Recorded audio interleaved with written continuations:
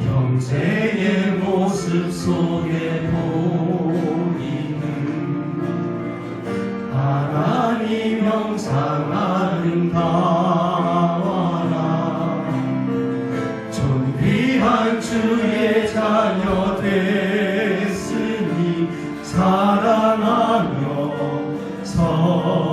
자매의 모습 속에 보이는 자매의 모습 속에 보이는 하나님 형상 아름다워라.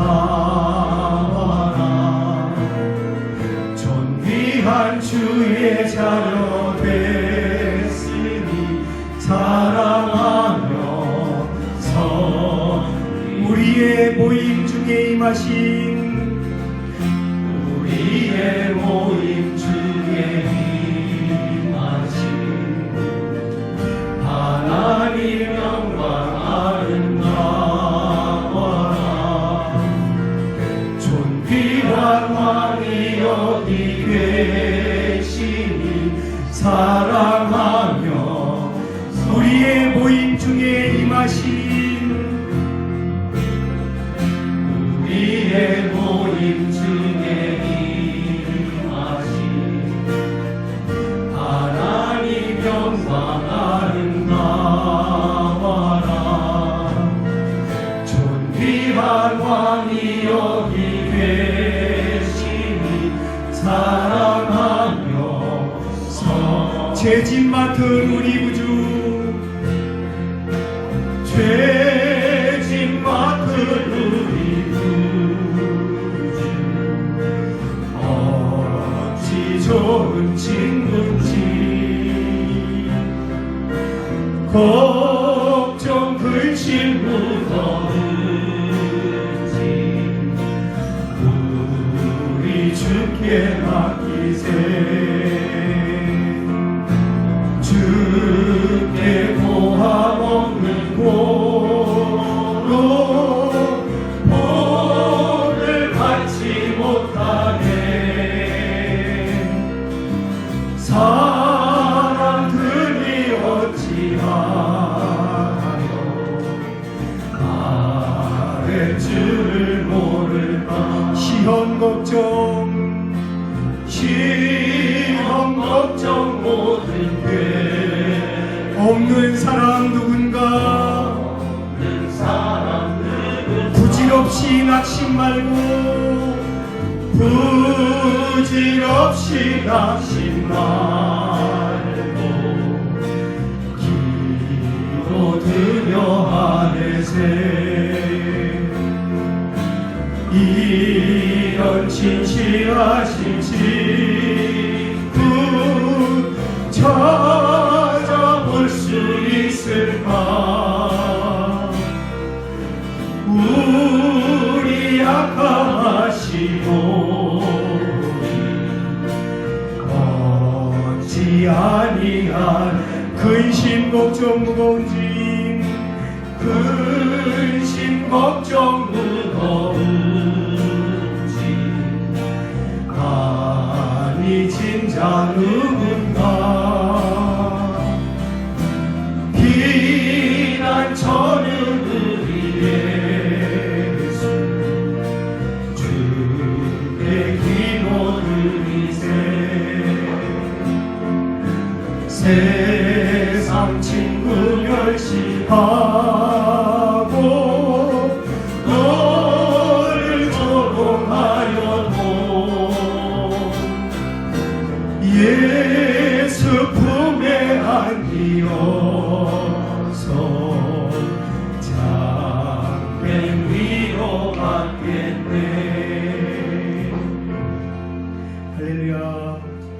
나의 모든 상황을 아시는 하나님, 내가 기도한 것보다 더욱더 이루어주시는 하나님을 찬양하겠습니다.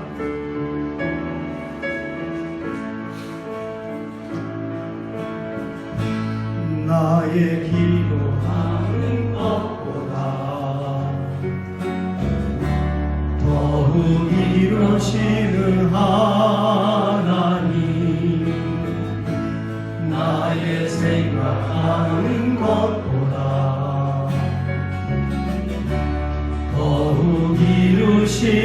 하나님 우리 가운데 역사하신 능력대로 우리들의 간구함을 넘치도록 능히 하실 주님께 모든 영광과 존귀 찬양과 경배 돌릴지어다. 모든 영광과 존귀 찬양과 경배 돌릴 나의 기도하는 것보다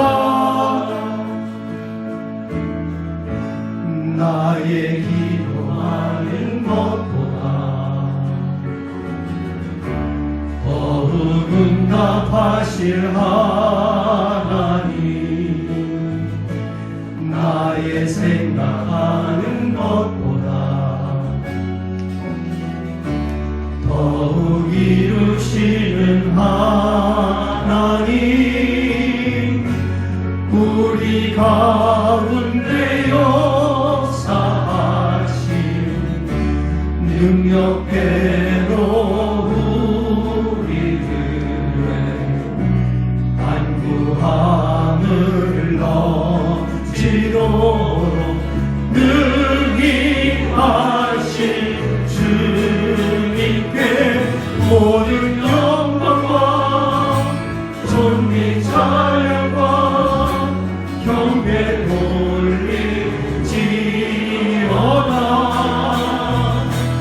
모든 영광과 존귀 찬양과 경배 돌릴지 모든 영광과 모든 영광과 존귀 찬양과 경배 돌릴지어다. 모든 영광과 존귀 찬양과 경배 돌릴지어다.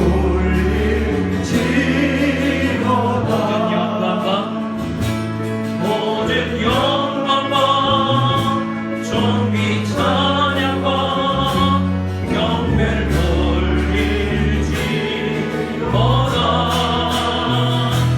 모든 영광과 존귀 찬양과 경배를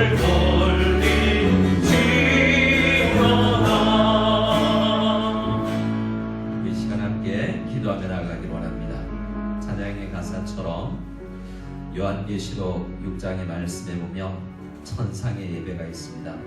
먼저 천국으로 간 모든 성도들과 천군 천사와 24장로와 죽임당하신 어린 양 앞에 수많은 성도들이 구름대같이 모여서 주님을 찬양하는 그날이 임할 것입니다. 이날 우리가 함께 여러 가지 제약 가운데서 이 시간 모이지만 하나님께서 예배를 통하여서 그 하늘의 그 놀라운 예배의 영광과 그 환경과 그 은혜를 조금이나마 체험할 수 있으며 또한 우리의 고단한 삶을 이겨낼 수 있는 힘을 얻을 수 있는 귀한 주일 예배 될 수 있도록 우리 함께 한 목소리로 주님 앞에 기도하며 나아가기를 원합니다. 기도하신 이후에 정정서 집사님 모두를 대표해서 기도 인도해 주시겠습니다. 우리 함께 기도할 때 저를 한번 따라해 주시고 기도하겠습니다. 주여 은혜를 주시옵소서. 주여 은혜를 주시옵소서. 하나님 아버지 감사합니다. 우리 아침에 주님의 백성 주님 앞에 모였습니다.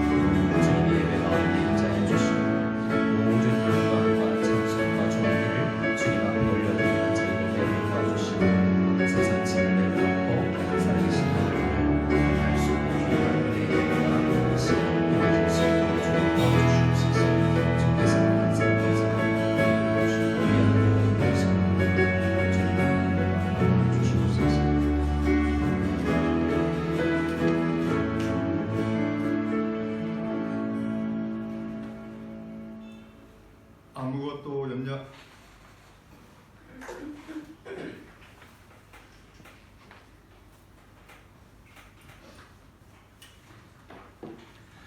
아무것도 염려하지 말고 오직 모든 일에 기도와 간구로 너희 구할 것을 감사함으로 하나님께 아뢰라. 그리하면 모든 지각에 뛰어난 하나님의 평강이 그리스도 예수 안에 너희 마음과 생각을 지키시리라. 한 주간 저희를 보호하여 주시고 각자의 삶을 살게 하시다가 이렇게 주님 전에 모여 함께 예배드릴 수 있게 하심을 감사드립니다.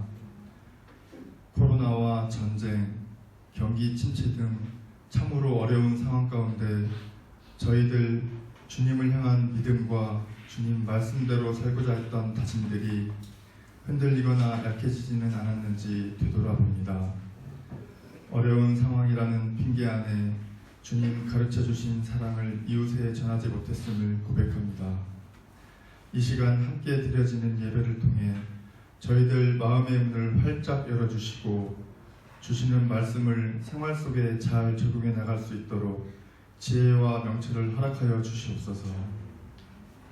야외 한우연 모임을 은혜 가운데 안전으로 잘 마치게 하시네 감사드립니다.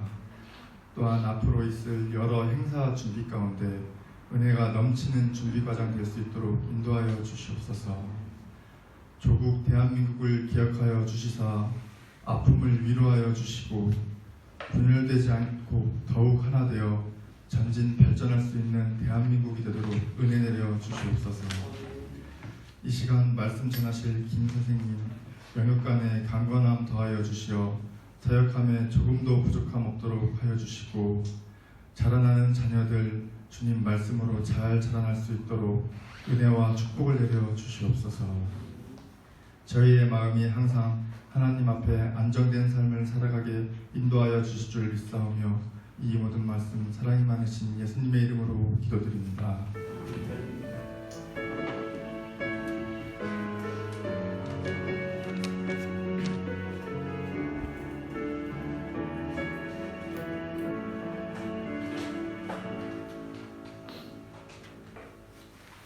우리 함께 찬송가 91장 슬픈 마음 있는 사람 예수 이름 믿으며 함께 찬양 드리겠습니다.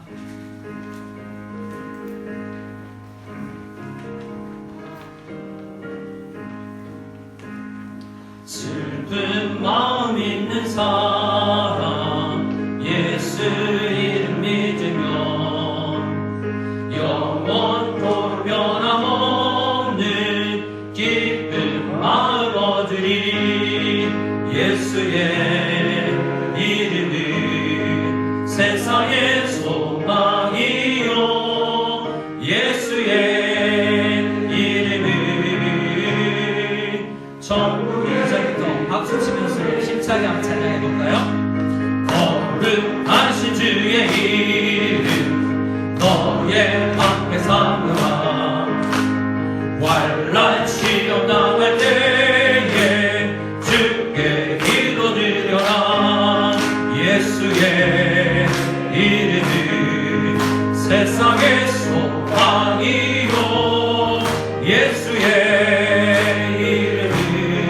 이름은 전국의 기쁨일세. 존귀하신 주의 이름 우리 기쁨 되도다. 주의 품에 안길 때에 기뻐 찬송 부르리. 예수의 이름은 세상의 소망이요 예수의 이름은 전국의 기쁨일세. 우리가 우리 함께 나간 후에 보좌 앞에 나아가 왕의 함께 경배하며 별르가를 드리. 예수의 이름은 세상의 소망이요 예수의 이름은 전국의 기쁨일세. 예수님의 이름은 세상의 소망이 되는 줄 믿으시기 바랍니다. 우리 함께 봉헌기도 올려드립니다. 하나님 아버지 감사합니다. 우리 예수님의 이름은 우리의 천국의 기쁨일 뿐만 아니라 아직도 하나님을 알지 못하는 세상의 소망일진데 소망을 알지 못하고 죽음을 맞이하거나 아직도 방황 가운데 있는 또한 자신이 처한 상황도 모르며 자기 나름의 즐거움과 열심으로 살아가는 많은 사람들을 생각할 때 안타까운 마음을 가지고 주님 앞으로 나아갑니다. 이사야 선지자가 고백했던 것처럼 우리도 하나님을 알지 못하는 많은 사람들을 하나님 앞에 예물로 드리는 저희들 되게 하여 주시옵소서. 주님 앞에 나올 때마다 빈손으로 나오지 아니하고 물질로 주님 앞에 드리는 것처럼 우리의 마음에 우리의 기도에 늘 하나님을 알지 못하는 가족들, 친구들, 이 지역 주민들, 이 땅에 있는 많은 사람들 그들을 품고 주님 앞으로 나아가기를 원합니다. 그들이 가진 각종 아픔과 슬픔과 그들의 희노애락 가운데 주님의 은혜를 더하셔서 우리와 함께 천국을 소망할 수 있는 자들로 삼아 주시옵소서. 이 시간 하나님 앞에 드리는 모든 찬양과 경배와 또한 감사의 제목을 적어 주님 앞에 올려드리는 모든 예물들이 주님 앞에 잘 상달되게 도와주시고 예물을 수정되는 우리는 지혜롭게 은혜 가운데 충성스럽게 이 물질을 사용할 수 있는 저희들 되게 하여 주시옵소서. 그리하여서 우리가 성장하며 교회가 든든히 서고 하나님의 복음이 땅끝까지 전해지는데 우리의 모든 헌신과 물질이 사용될 수 있도록 도와주시옵소서. 주님 홀로 영광 받아주시고 우리에게 은혜 베풀어 주실 줄 믿사옵고 살아계신 우리 구주 예수 그리스도의 이름으로 기도드리옵나이다. 아멘. 우리 함께 인사 나누고 교회 소식 잠시 전하도록 하겠습니다. 우리 좌우로 인사 나눌 만한 분들에게 이렇게 인사하겠습니다. 예수님만이 소망이십니다. 예수님만이 소망이십니다. 아멘. 좌절하거나 낭망한 분들이 있다면 오늘 예배를 통해서 다시 소망을 불태우시기를 소원합니다. 자, 교회 소식 알려드립니다. 혹 처음 교회를 방문하신 분은 예배 후에 새가족 안내를 받으실 수 있습니다. 또 하나님께서 또 타 지역에서 한 성도님이 이사 오신다고 그러는데요. 또 이 한 해가 2달 정도 남은 이 마지막 시기에도 주님께서 새 영혼들을 보내주셔서 참으로 감사를 드립니다. 늘 하나님 앞에 감사하고 성장하는 우리가 될 수 있기를 바랍니다. 11월 20일은 추수감사주일 예배를 드립니다. 우리는 농사 짓지 않는데 왜 추수감사주일인가 라고 생각하지만 우리 이 추수감사주일은 성경에서도 초막절을 생각하기도 하면서 우리가 첫 번째 추수된 백성이라면 마지막 추수될 것을 생각하고 감사함을 기리며 우리가 1년에 이 감사의 계절에 하나님 앞에 예배를 올려드립니다. 예년 같으면 한 자리에 다 모여서 우리가 예배드리고 했을 텐데 올해는 이 예전처럼 평소처럼 1부 오후 예배, 2부 예배로 이 자리에서 예배를 드리겠습니다. 함께 감사의 마음, 올해 주신 은혜가 무엇인지 잘 묵상하며 우리 추수감사주일 예배를 드리기 원하고요. 또 추수감사주일은 각 가정마다 잔치가 되면 좋습니다. 친구들 또 예수 안 믿는 분들 초대해서 식사 대접도 하고 미국에는 칠면조 잡고 이러겠지만 우리 나름의 닭을 잡더라도 어떻게 해서 우리 반에 추수감사절 축제를 각 가정별로 구역별로 또 친지를 또 주님 알지 못하는 사람들 초대해서 예수님을 증거하는 귀한 시간으로 삼을 수 있으면 좋겠습니다.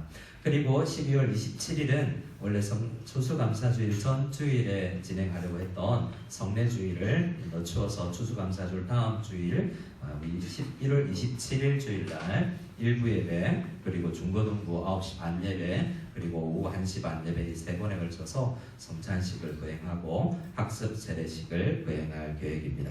여러분 준비해 주시기 바랍니다.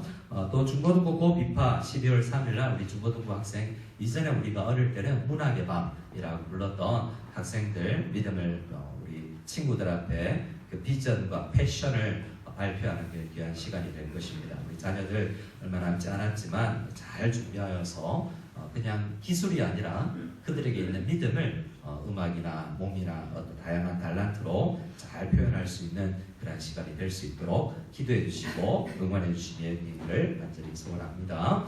자, 우리 하나님의 말씀 함께 읽고 말씀을 나누도록 하겠습니다. 하나님의 말씀은 요한복음 11장입니다.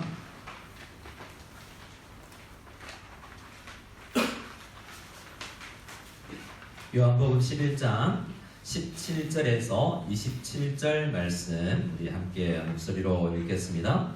예수께서 와서 보시니 나사로가 무덤에 있은지 이미 나으리라.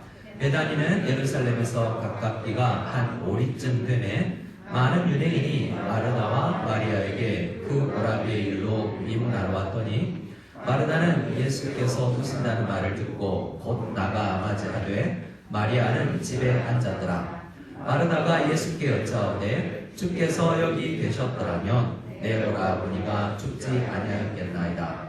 그러나 나는 이제라도 주께서 무엇이든지 하나님께 구하시는 것을 하나님이 주실 줄을 아나이다. 예수께서 이르시되 내 오라비가 다시 살아나리라. 마르다가 이르되 마지막 날 부활 때에는 다시 살아날 줄을 내가 아나이다.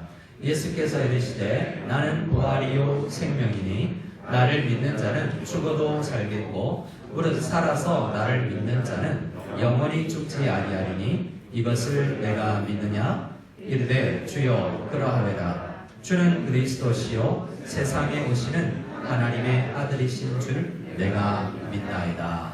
아멘. 우리 모두는 지난주 토요일 서울 이태원 거리에서 있었던 참사로 인하여서 마음의 아픔과 또 근심과 이해되지 아니하는 마음을 가지고 아마 오늘 예배도 드리는 것 같습니다.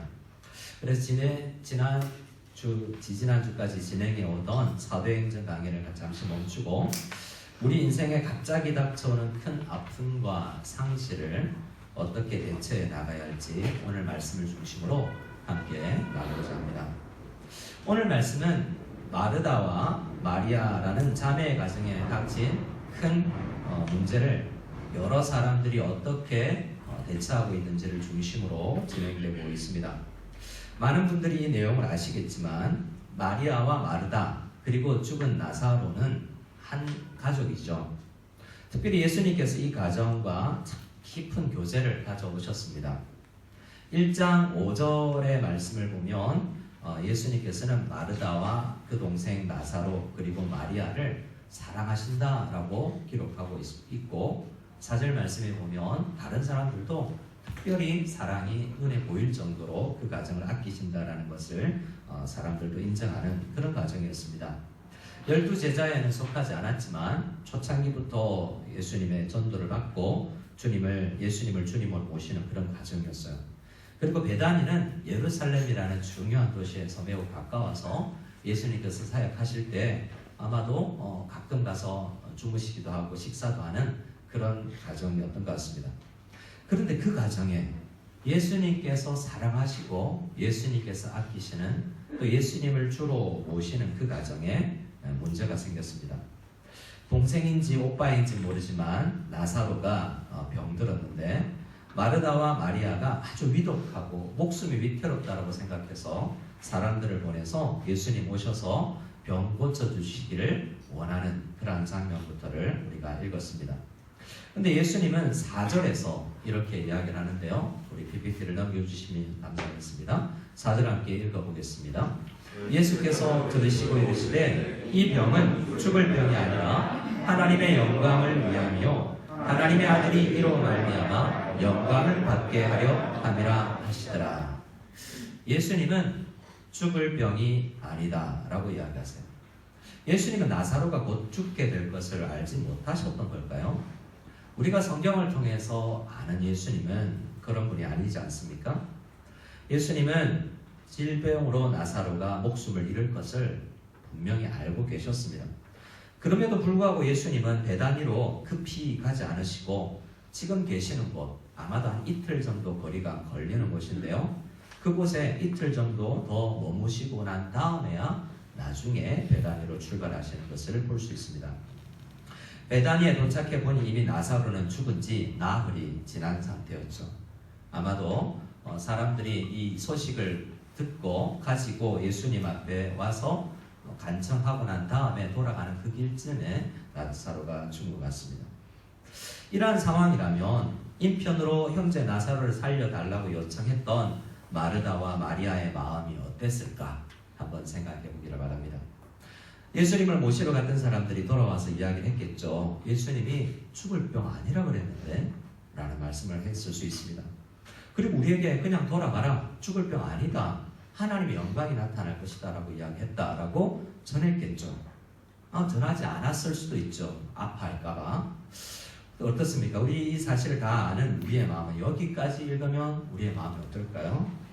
마치 이러한 상황을 이태원 압사 사고와 우리가 대비해 보면 압사 사고가 일어날 것 같으니 경찰에 신고했던 그 사람들의 마음과 비슷하다고 생각할 수 있습니다. 괜찮을 거야, 사고 안 날 거야 라고 이야기를 들었다라고 한번 생각해 보시죠. 사고로 사람이 다치거나 죽지 않을 것 같다라는 말을 들었으나 나중에 사고가 났던 것과 흡사하지 않을까 생각해 보는 것이죠. 오늘 우리는 사고의 위험을 감지한 사람들이 국가의 도움을 청했는데 늑장 대처를 한 것에 대해서 원망하는 것을 보지 않습니까? 이게 경찰이냐, 행정부냐, 국가냐고 사람들은 피켓을 들고 거리로 나가기도 합니다. 언니 마르다는 현장에 늦게 도착하신 예수님께 무엇이라고 말하는지 성경이 기록하고 있습니다.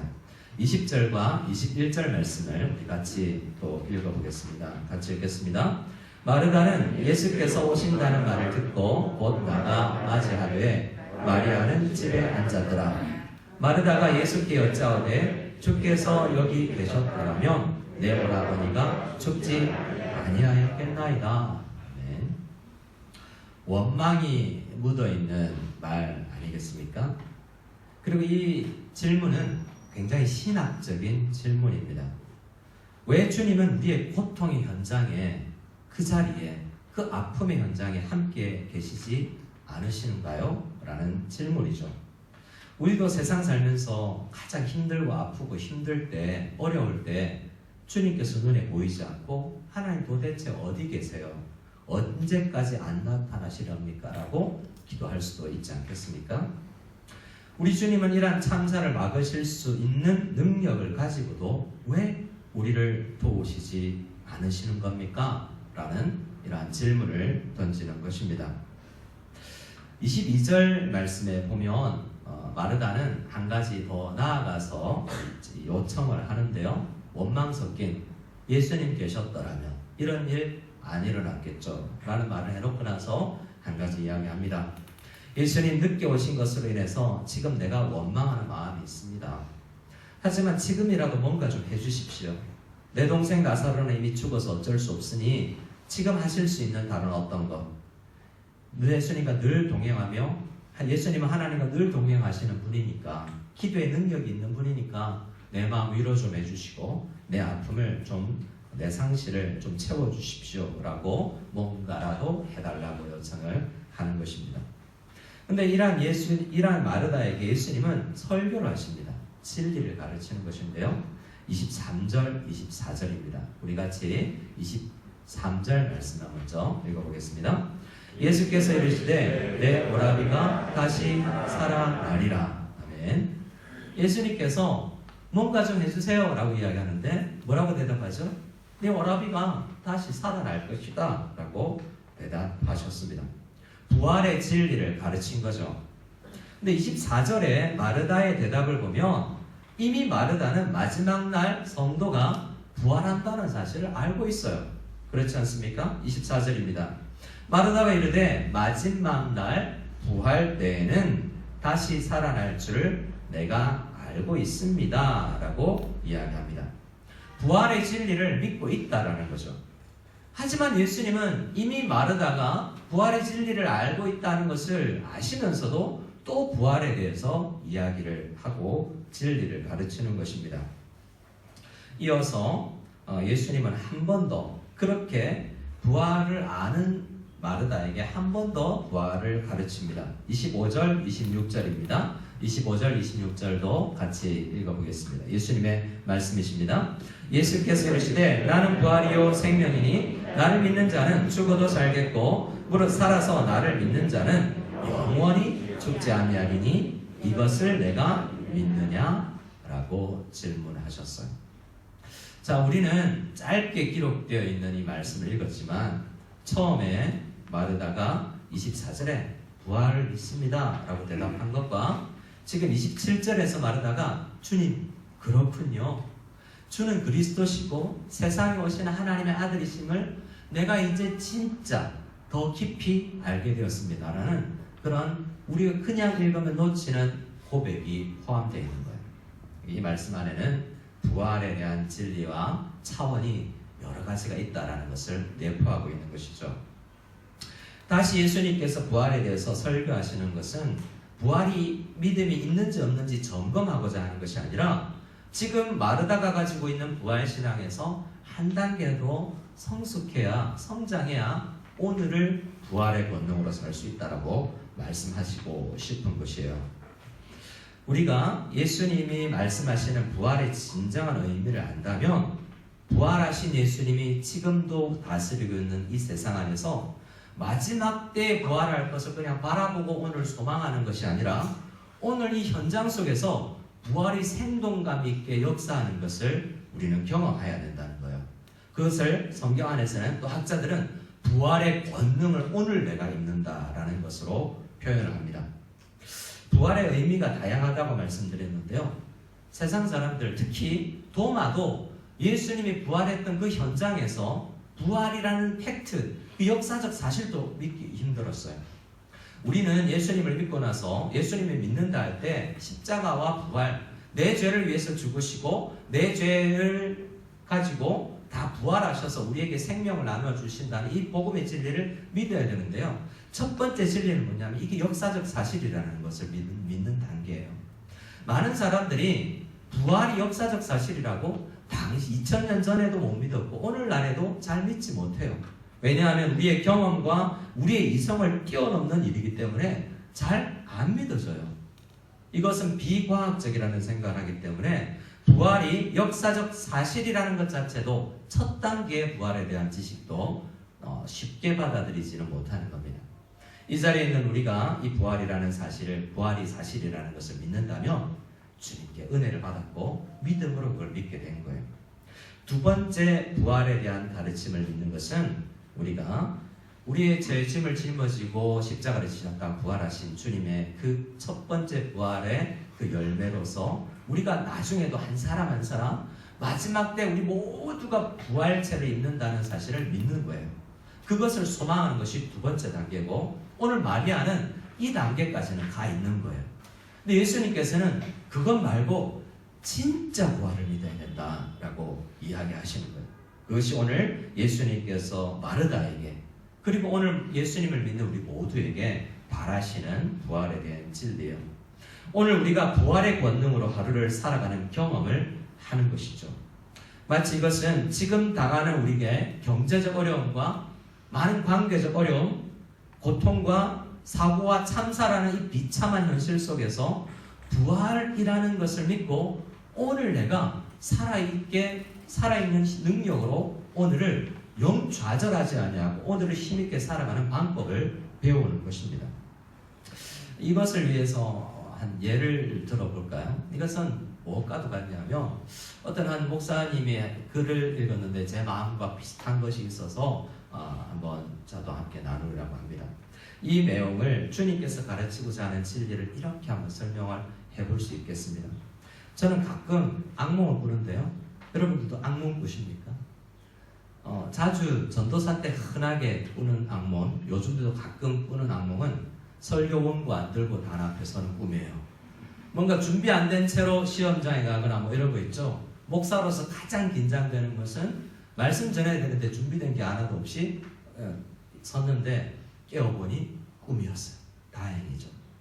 그런 꿈만 꿉니까? 제일 심각한 악몽은 가족이나 나나 그리고 아내가 죽음을 맞이하는 꿈을 꾸는 거예요. 저도 가끔 실제이니까 아내가 죽음을 맞이하는 마지막 삶을 숨을 쉬는 그런 꿈을 꿉니다. 엄청난 괴로움과 슬픔과 한숨이 그 꿈속에 있죠. 정말 생생합니다. 장자가 그랬나요? 이게 꿈인지 내가 나비 꿈을 꾸는 건지 현실감 있게 생생하게 정말 살아있는 아픔으로 나에게 다가와요. 그런데 꿈을 깨죠. 그러면 어떻게 합니까? 그 악몽이 오히려 안도의 한숨이 되죠. 사실이 아니구나 라는 사실로 우리가 한숨을 거두고 오히려 감사하게 됩니다. 옆에 고운하게 자고 있는 아내의 모습을 보면 감사할 수 있게 되죠. 부활의 권능이라는 게 마치 그렇습니다. 지금 우리는 내가 당하는 경제적 어려움, 질병의 아픔, 그리고 사고의 참사의 뼈아픈 현실이 정말 현실 같아서 나에게 너무나 나를 억누르잖아요. 근데 부활이 하는 능력은 오늘 이 마르다가 경험해야 될 부활의 능력은 이게 예수님의 큰 역사 안에서 하나님에 대한 역사 안에서 사실이 아닌 것과 같고 꿈과 같은 것이구나. 이 땅에서 경험하는 모든 고통은 마치 꿈처럼 지나가는 것이고 진짜 믿음을 가진 사람들은 나중에 천국에 가서 하나님 나라의 그 축복을 누리는 게 아니라 오늘 이 참사의 현장에서도 이게 사실이 아니고 진짜 현실은 따로 있다라는 것을 믿는 것과 같은 것이 이 부활의 진리를 굳게 붙드는 것이요 주님께서 주시는 부활의 권능인 것입니다. 예수님은 나사로가 실제로 죽는다라는 것을 이미 알고 계셨어요. 14절 말씀을 같이 한번 볼까요? 14절 말씀을 같이 읽어보겠습니다. 이에 예수께서 밝히 이르시되 나사로가 죽었느니라. 이틀을 지체하는 가운데 예수님께서 그곳에 가지 않아도 나사로 죽었다, 이제 가자라고 이야기합니다. 조금 전에 예수님은 죽지 않을 병이다, 죽을 병 아니다, 오히려 하나님의 영광을 드러내는 것이다 라고 말씀했잖아요. 근데 예수님은 죽었다라고 이야기하죠. 여기서 예수님이 생각하는 죽음이 뭐지? 라는 의문이 들게 됩니다. 그리고 15절에는 오히려 기뻐하는 모습을 볼 수 있어요. 너무나 잔인하지 않아요? 14절에 나사로 죽었다, 나 기쁘다. 너무나 어울리지 않잖아요. 15절에 내가 거기 있지 아니한 것을 너희를 위해서, 제자들, 성자 당사자인 마르다와 마리아가 아니라 지금 옆에 있는 크게 그 죽음과 깊이 상관없는 제자들을 위한 것이다 라고 이야기합니다. 그래서 이 말씀이 예수님께서 기뻐하는 것은 이 사건, 이 기록된 사건이 주위에 있는 우리에게 2000년 뒤를 살아가는 우리에게 귀한 진리를 가르치기 때문에 예수님께서 기쁘시다는 거예요. 예수님께서 지금 기뻐하시는 것은 오늘 2022년을 살아가는 우리 무성연합교회 성도님들이 이 사건을 통해서 부활의 진리를 더 깊이 깨달을 것을 아시고 기뻐하셨다는 거예요. 죽음이라는 문제는, 현실적 죽음이라는 문제는 예수님께서 아무런 큰 문제가 되지 않았다는 것이고, 오히려 그 죽음의 권능을 이겨내는, 사망에 쏘는 것을 이겨내는 이 진리를 믿는 믿음이 얼마나 파워풀한가를 주님께서 알기 때문에 그러셨던 것입니다. 이 사건을 통해서 마르다와 제자들이 부활의 권능을, 그리고 우리가 부활의 권능을 누리는 사람이 될 것을 알고 기뻐하셨던 것이죠. 지금 마르다가 가장 필요한 것은 나사로의 죽음이 주는 슬픔에서 벗어나 위로받는 것이 아니라 어떠한 고통이 와도 부활의 권능을 누리면서 세상이 무너진 것처럼 절망하지 않는 부활의 권능을 배울 수 있도록 주님께서 설교를, 진리를 다시 한번 가르쳐 주신 것입니다. 우리가 이태원 참사와 같은 사고, 세월호와 같은 IT 지진 같은 그러한 사고를 경험하면 다시 한번 이 설교를 생각해 내어야 하는 것입니다. 마지막 때 우리가 부활한다는 믿음과, 그리고 오늘 우리의 아픔을 십자가와 부활의 복음 안에서 이겨내는 부활의 권능의 능력을 누리는, 그러한 진리를 받아 누리는 우리 모두가 될 수 있기를 소원합니다. 자, 28절 말씀부터를 다시 보겠습니다. 28절, 29절을 보면 마르다가 이제 뭔가 해결됐어요. 원망하던 그의 마음이 이제 이 사실 마리아, 내 동생 마리아에게도 알려야 되겠다라고 생각해서 집에 그냥 나보다 더 넉넉고 예수님을 마중 나오지도 않고 더 상심해서, 아마도 예수님을 더 사랑해서 그랬을까요? 더 예수님 오신다는 걸 알고도 집안에서 일어나지 않고 나 예수님 안 볼래, 삐졌어 라고 환망하게 앉아있는 그 마리아가 다시 한번 언니의 기별로 황급히 예수님을 만나러 나가는 장면입니다. 한층 더 깊어진 언니가 동생에게 손을 건네는 장면이죠. 자, 우리 32절 말씀에 보면 건너뛰어서 예수님을 만난 마리아가 예수님에게 하는 말이에요. 다시 한번 우리 32절을 읽어보겠습니다. 같이 읽겠습니다. 시작.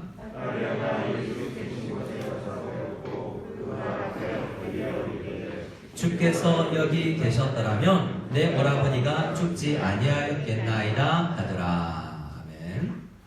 어때요? 조금 전에 언니 마르다가 했던 예수님에 대한 원망과 토시 하나 틀리지 않고 똑같은 말을 했어요. 언니 마르다나 동생 마리아가 똑같이 예수님을 원망하더랍니다. 이 죽음에 예수님의 책임이 있다라는 원망이죠. 사람들을 죽음을 맞이하는 사람들의 반응은 대부분 동일하다는 거예요. 큰 고통 앞에 서는 사람들의 반응은 대부분 비슷하다는 거예요. 그런데 아직 복음으로 그러한 사건을 해석할 힘이 없기 때문에 이러한 반응이 일어난다라고 성경은 이야기하는 것입니다. 자, 그런데 동일한 질문을 하는, 동일한 원망이 있는 그 동생 마리아에게 예수님은 전혀 다르게 반응을 하세요. 이것이 또한 중요합니다. 언니 마르다와 동생 마리아에게 각기 다른 반응을 보이더라는 거죠. 33절은 예수님께서 보이신 반응입니다. 우리 33절, 34절, 35절 세 절을 같이 한 목소리로 읽어보겠습니다. 이 말씀은 마리아에 대한 반응이에요. 같이 읽겠습니다. 예수께서 그가 오는 것과 또 함께 온 유대인들이 우는 것을 보시고 심령의 비통이 여기시고 불쌍히 여기사 이르시되 그를 어디 두었느냐 이르되 주여 와서 보옵소서 하니 예수께서 눈물을 흘리시더라. 동생 마리아에게 보이신 동일한 원망이 있는 그 사람에게 보이신 예수님의 반응은 설교가 아니었어요. 가르침이 아니었어요. 뭐죠? 같이 심파시라고 그러죠. 같이 동감해주고 그냥 안아주고 그 울음에 그 슬픔에 동참해주는 거죠. 예수님은 마리아가 우는 것과 또 함께 온 유대인들이 우는 것, 이 말은 함께 이 말씀 속에 동일한 문제를 당하면 울 수밖에 없는 아무 능력이 없는 우리 모두의 슬픔에 주님께서 깊이 동참하셔서 안아주시고 눈물 닦아주신다는 거예요. 왜 예수님은 그럼 다르게 반응하실까라는 생각을 해볼 필요 있습니다. 또 하나, 왜 예수님은 눈물을 흘리실까? 왜냐하면 우리는 다 아는 사람들의 입장이라면 예수님처럼 이 뒤에 일어날 일을 다 안다면 처음부터 끝까지 예수님 다 아셨잖아요. 조금 있으면 나사로가 살아날 것을 아시잖아요. 왜 울어요? 조금 있다 내가 살릴 건데. 조금 있다가 죽은 나사로가 무덤에서 걸어 나올 텐데 내가 왜 울어요? 그건 이상하지 않습니까? 네, 이 말씀은 지금 아직 미래를 알지 못하고 죽음의 한계 안에서, 고통의 한계 안에서 슬퍼하는 사람들이 모르는 이 무지함 가운데서 눈물을 흘리는 거지만 그 눈물에도 주님께서 동참을 해주신다는 거예요.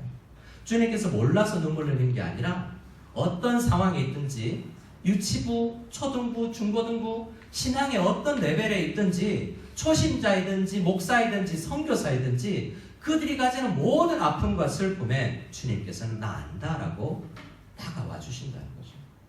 우리는 서로를 몰라줄 수 있죠. 오늘 말씀에서 이야기하는 건 우리의 모든 환경과 슬픔에 주님은 다 아시고 동참해 주신다라는 것입니다. 그리고 또 하나, 마리아와 마르다가 다르기 때문에 각기 다른 처방이 필요해요. 우리는 너무 잘 몰라서 진단이 잘 안 되니 어떤 처방을 내려야 될지도 잘 몰라요. 목회를 해보면요, 어떻게 동일하게 되는데 이런 반응이 나오고 저런 반응이 나오고 너무나 달라요. 근데 목사도 우리도 서로를 모르기 때문에 똑같이 대우해도 어떤 사람은 전혀 다른 반응이 나와요. 오직 주님께서만 말씀 앞으로 나아갈 때 우리가 매일 어떤 말씀을 붙들더라도 우리에게 꼭 맞는 처방을 말씀 안에서 우리에게 주시는 것이에요.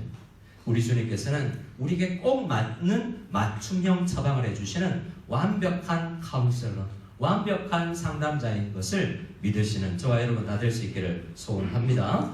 자, 여기서 예수님이 비통히 여기시다라고 이야기했는데요. 헬라어로 이 비통하다라는 말은 엠브리마 오마이라는 말인데요. 다른 말로 하면 분노하다는 거예요. 뭔가 분노해서 참을 수가 없고 부르르 떨린다는 거예요. 예수님께서 분노하고 계시고 뭔가 참지 못할 정도의 반응이 나오는 어떤 행동이 나오는 몸의 현상이 나오는 그런 분노를 느끼셨다는 거예요. 그러면 왜 예수님은 분노를 하셨을까라는 생각을 해볼 필요 있습니다. 38절 말씀을 보면 이 분노라는 똑같은 비통이 여긴다는 똑같은 말씀이 이 나사로의 무덤 앞에서에도 표현되어 있거든요.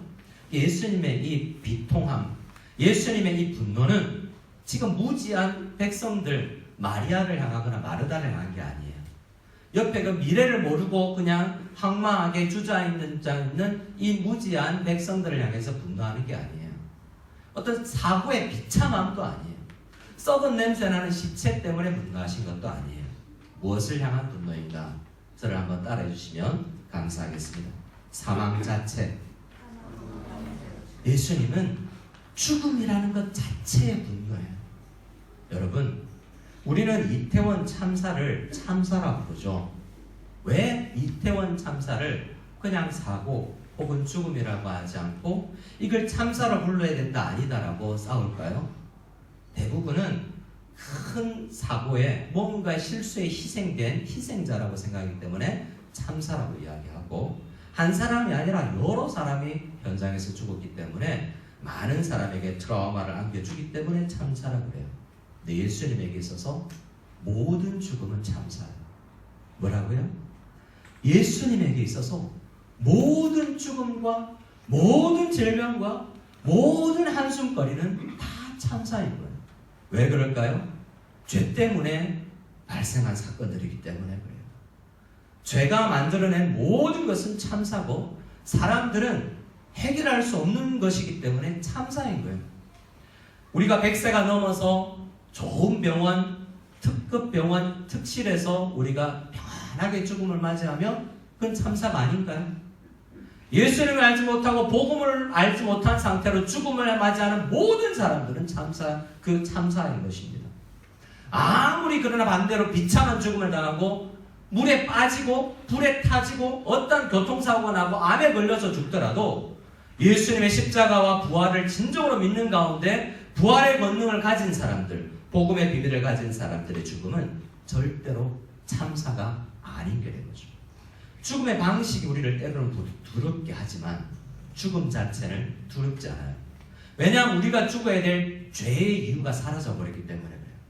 성도는 성경 이야기하기를, 우리 믿음의 선배들이 이야기하기를, 성도가 죽는 것은 우리의 죄 때문에 죽는 것이 아니다 라고 이야기해요.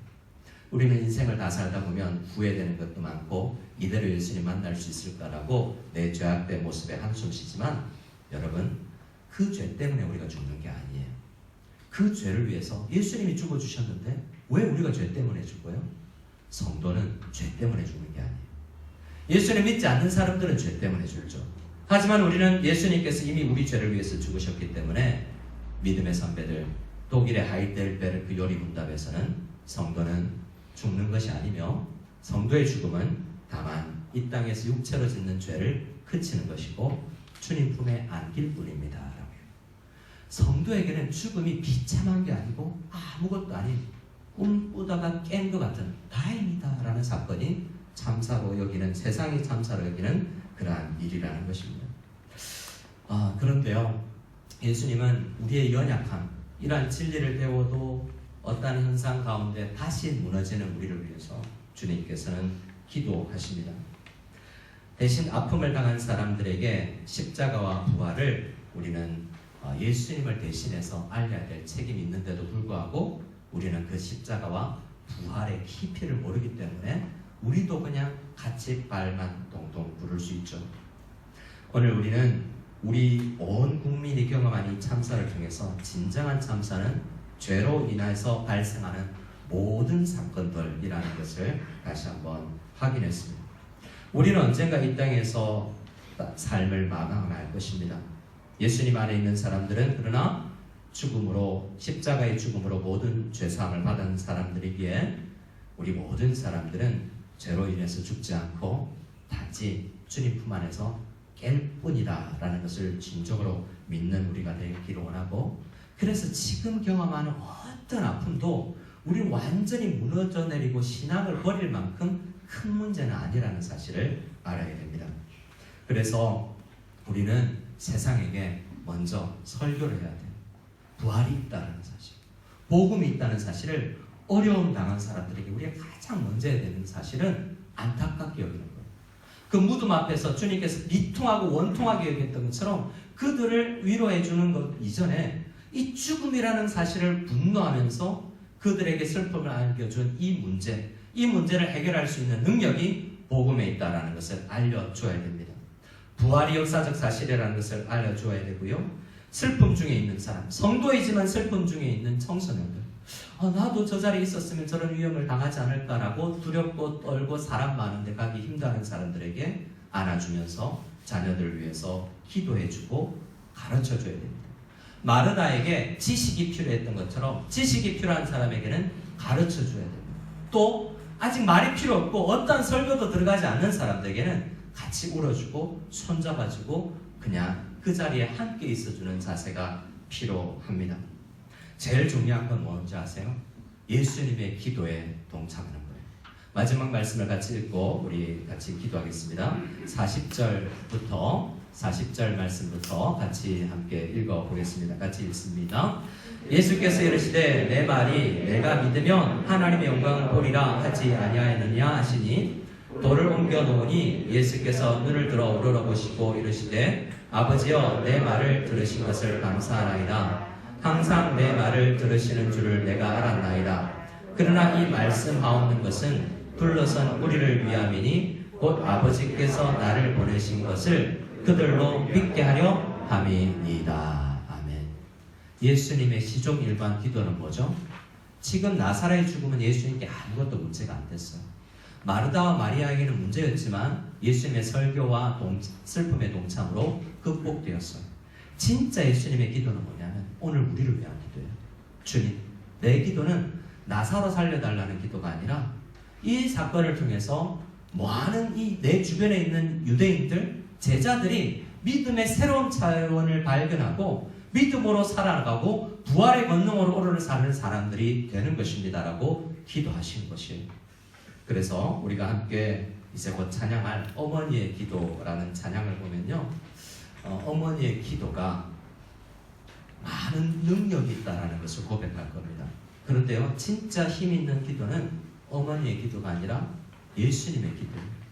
예수님은 2000년 전에 우리를 위해서 너희들 어떤 어려움이 당해도 잠시 슬프지만 내가 동참해서 위로해 줄게. 그리고 힘있게 일어나서 그 문제보다도 더 큰 걸 바라보고 힘있게 살아가며 오히려 낭망하여 주저앉아 있지 말고 다른 사람에게 손을 내미는 힘있게 복음으로 살아가는 사람들이 될 수 있도록 내가 기도해 줄게 라고 주님께서 기도하셨던 거예요. 그래서 광야 같은 세상, 이 험난한 세상 살아가는 우리에게는 주님께서 여전히 우리를 위해서 기도하신다는 이 진리를 믿고 이 기도에 함께 동참하는 어머니, 함께 동참하는 아버지가 되어야 되는 것입니다. 오늘 말씀을 듣고 우리 주변의 자녀들에게, 아픔 당한 사람들에게 복음을 전하고 그리고 함께 해주고 품어줄 때 이제 은혜가 발생하게 될 겁니다.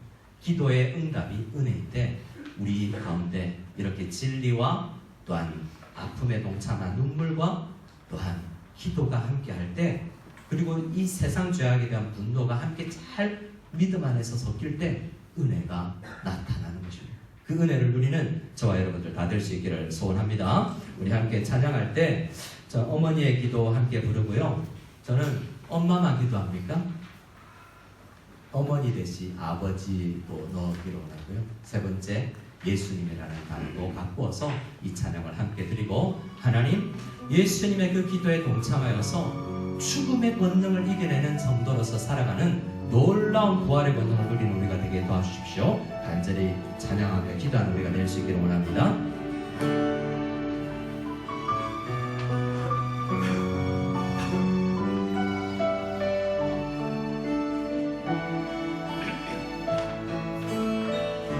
어머니의 기도는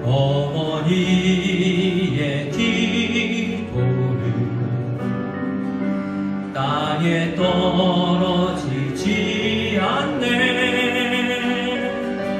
어머니의 기도는 자녀를 살게 하는. 처음부터 하겠습니다. 어머니의 기도는, 어머니의 기도는 땅에 떨어지지 않네. 어머니의 기도는 자녀를 살게 하네. 어머니의 기도는 반드시 응답받으리. 어머니의 기도는 기적을 일으키네. 눈물로 뿌린 기도의 씨앗 기쁨의 열매로 거두리. 눈물로 심은 기도의 씨앗 하나님 기억하시리. 아버지의 기도는, 아버지의 기도는 땅에 떨어지지 않네. 아버지의 기도는 자녀를 살게 하네. 예수님의 기도는, 예수님의 기도는 반드시 응답받으리. 예수님의 기도는 기적을 일으키네.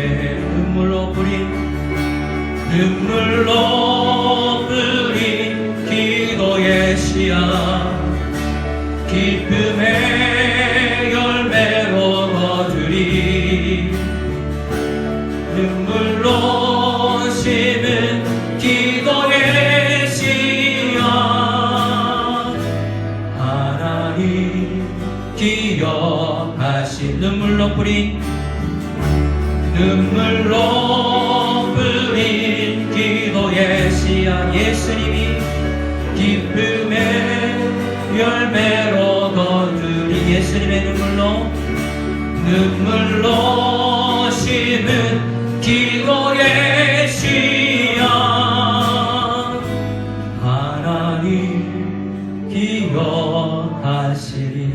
함께 기도하겠습니다. 기도할 때 예수님이 눈물로 마리아 앞에서 뿌린 그 기도는 2000년이 지난 오늘도 역사여서 우리에게 복음이, 십자가가, 부활이 무엇인지를 알고 작은 문제에 넘어지지 아니하고 부활의 권능을 입고 오늘 하루를 살아가서 연약한 자에게 손을 내미는, 아직 울고 있는 동생 마리아에게 손을 내미는 그런 힘을 준다는 것을, 또한 슬퍼하고 있는 사람을 품어주고 말이 아니라 동참해주는 그러한 동감의 능력을 발생시킨다는 것을, 또한 세상이 이 진리를 알지 못해서 저 죽음으로 치달아가고 있는, 참사로 날마다 수많은 사람들이 특실병원에서 죽어나가는 그 현장을 분노하며 아파하며 기도할 수 있는 사람이 된다는 것을, 예수님의 눈물에 동참하는 어머니, 동참하는 아버지가 된다는 것을 생각하고 이 참사 앞에서 우리 함께 기도하며 나가기를 원합니다.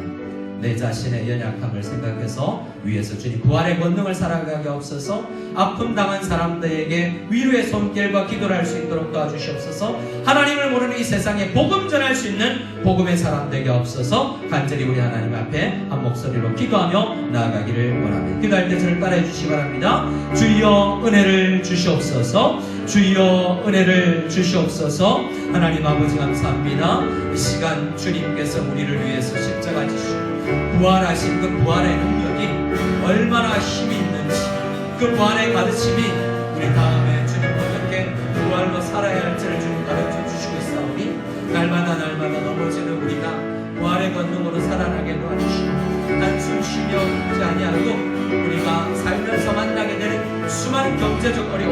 관계의 아픔, 질병의 슬픔, 사고, 주님 아버지 하나님 눈물을 흘릴 수밖에 없는 이 문제를 큰 하나님 나라의 시각으로 바라볼 수 있는 놀라운 아버지 하나님 부활의 능력, 복음의 능력을 가질 수 있기를 원합니다. 그 능력으로 진정으로 세상의 고통에 동참하는 저희들, 우리 자녀들의 아픔에 슬픔에 동참하는 우리들을 도와주시고, 아버지 하나님 이 세상에 저들에게 복음이 필요하구나라는 믿음을 아버지 하나님 믿음을 가지고 복음 전할 수 있는 사람들이 받을 수 있도록 주님 역사해 주시옵소서.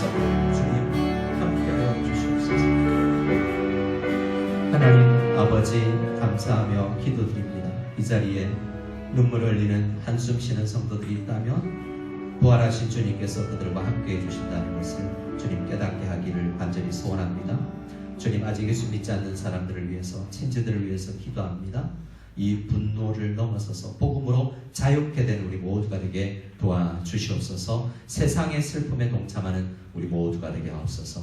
이제는 우리 주 예수 그리스도의 한이 없는 은혜와 아버지 하나님의 지극하신 사랑과 성령님의 교통하심이 이 자리에 있는 우리 모든 주님의 백성들의 머리 위에와 이 세상에 아직도 고통 중에 아파하고 있는 모든 사람들 머리 위에 지금부터 영원까지 함께 계실지어다.